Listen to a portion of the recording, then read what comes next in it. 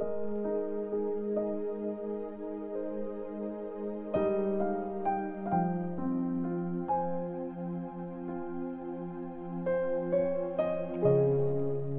Corinthians chapter 15. Ang muling pagkabuhay ni Christ. Ngayon naman, mga kapatid, gusto kong i-remind sa inyo ang magandang balita na pinreach ko sa inyo, tinanggap nyo, at naging basehan ng faith nyo. Naligtas kayo dahil sa magandang balitang ito kung talagang pinapanghawakan nyo to. Pero kung hindi, baliwala ang paniniwala nyo. Binigay ko sa inyo itong pinakamahalagang mensaheng natanggap ko rin. Namatay si Christ para sa mga kasalanan natin, gaya ng nakasulat sa Scriptures. Nilibing siya at binuhay ulit nung pangatlong araw, gaya ng nakasulat sa Scriptures. At nagpakita siya kay Peter, tapos sa lahat ng 12 apostles. At one time, nagpakita siya sa mga disciples niya. Lampas 500 sila. Marami sa kanila ang buhay pa rin hanggang ngayon, pero yung iba, namatay na. At nagpakita rin siya kay James, tapos sa lahat ng mga apostles. Finally, sa akin naman siya nagpakita, kahit na para akong pinanganak na wala sa panahon. Ako yung pinakamababa sa lahat ng mga apostles. At sa totoo lang, hindi nga ako deserving na tawaging apostle kasi pinahirapan ko ang church ng Diyos.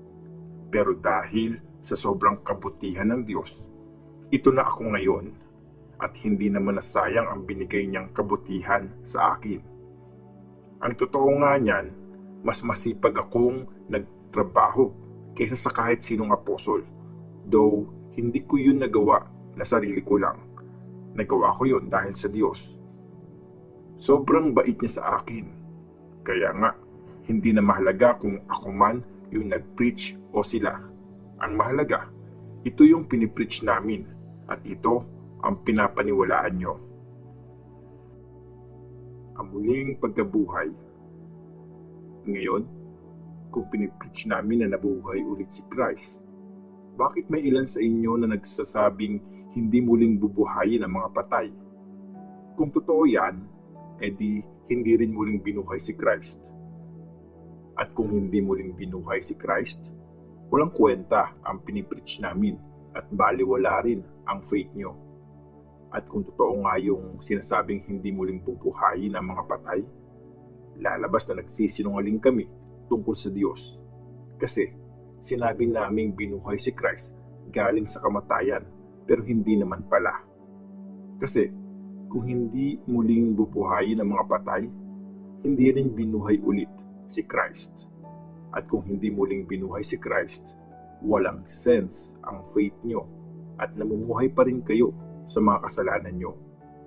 Ibig sabihin din nun, yung mga namatay na naniniwala kay Christ, napahamak na sila.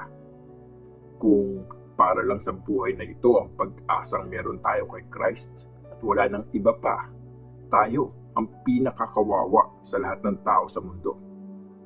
Pero totoong binuhay si Christ galing sa kamatayan. At dahil dito, sigurado tayong bubuhayin din ang mga namatay.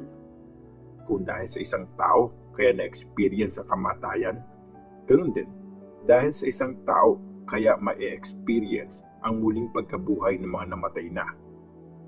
Dinala ni Adam ang kamatayan sa ating lahat at dadalhin naman ni Christ ang buhay sa ating lahat. Pero sa time na bubuhayin ang bawat isa, may order na susundin. Si Christ ang pinakauna sa lahat. Tapos, pagbalik niya, bubuhayin naman yung mga taong sumusunod sa kanya. Tapos nun, end of the world na. Pag binigay na ni Christ ang kaharian sa Diyos Ama, after niyang talunin lahat ng mga naghahari, mga authorities, at mga kapangyarihan. Kasi, kailangan maghari si Christ hanggang matalo at mapasuko ng Diyos ang lahat ng mga kaaway. Kamatayan ang huling kaaway na wawasakin. Sinasabi sa Scripture, nilagay ng Diyos ang lahat ng bagay sa ilalim ng kapangyarihan niya. Pero dun sa phrase na lahat ng bagay, Malinaw naman na hindi kasali doon ang Diyos na naglagay ng lahat ng bagay sa ilalim ng kapangyarihan ni Christ. At pag nalagay na lahat sa ilalim ng kapangyarihan ni Christ, siya mismo, ang anak, ang maglalagay ng sarili niya sa ilalim ng kapangyarihan ng Diyos na naglagay ng lahat ng bagay sa ilalim ng kapangyarihan ng anak. Tapos, maghahari ang Diyos sa lahat-lahat. Ngayon, paano naman yung mga taong nagpapabaptize para sa mga patay? Ano magagawa nun? Kung totoong hindi napupuhay muli ang mga namatay, bakit nagpapabaptize ang mga taong yun para sa mga patay? At kami naman, bakit oras-oras naming nilalagay ang sarili namin sa panganib? Mga kapatid, nalalagay ako sa peligro araw-araw. Proud ako sa inyo. Parehas tayong naniniwalang Panginoon si Christ Jesus. Kaya nasasabi ko ito. Anong mapapala ko sa pakikipaglaban sa mga mababangis na hayop dito sa Efesus? Kung dahil lang yon sa gusto ng tao at kung hindi rin lang muling bubuhayin ang mga patay. Di sabi nga ng isang kasabihan, kumain tayo at uminom kasi bukas mamamatay na tayo. Huwag kayong magpapaloko. Nakakasira ng magandang ugali ang masamang barkada. Magpakatino kayo at tigilan nyo na ang paggawa ng kasalanan. Sinasabi ko sa inyo, may ilan sa inyong hindi kilala ang Diyos. Mahiya naman kayo. Ang katawan pagkatapos ng resurrection. Malamang may magtatanong, paano mabubuhay ulit ang namatay? Anong magiging katawan nila? Hindi nag-iisip. Pag nagtanim ka, mamamatay muna yung butong tinanim mo bago yun mapuhay. At saka, buto lang yung tinatanim mo. Pwedeng butil ng wheat o ng kahit ano pang butil. Hindi mo itatanim yung mismong halaman na malaki na. Pero ang Diyos ang nagbibigay ng katawan na gusto niya para sa butong yon at ibibigay sa bawat buto ang tamang katawan nito. Hindi pare-pareho ang laman ng mga nilikhang may buhay. Iba ang laman ng mga tao, iba ang sa mga hayop, iba ang sa mga ibon, at iba ang sa mga isda. Merong katawang panlangit at katawang panlupa. Magkaiba ang ganda ng katawan sa langit at ng katawan sa lupa. Iba ang ganda ng araw, iba ang sa buwan, at iba rin ang ganda ng mga stars. At bawat star, iba-iba rin ang ganda. Ganito din ang mangyayari pag muling binuhay ang patay. Pag nilibing ang katawan, mabubulok yon. Pero pag binuhay na, hindi na yun mabubulok kahit kailan. Pag nilibing ang katawan, pangit yun at mahina. Pero pag binuhay, maganda na yun at malakas. Pag nilibing, physical na katawan yun. Pero pag binuhay, spiritual na katawan na.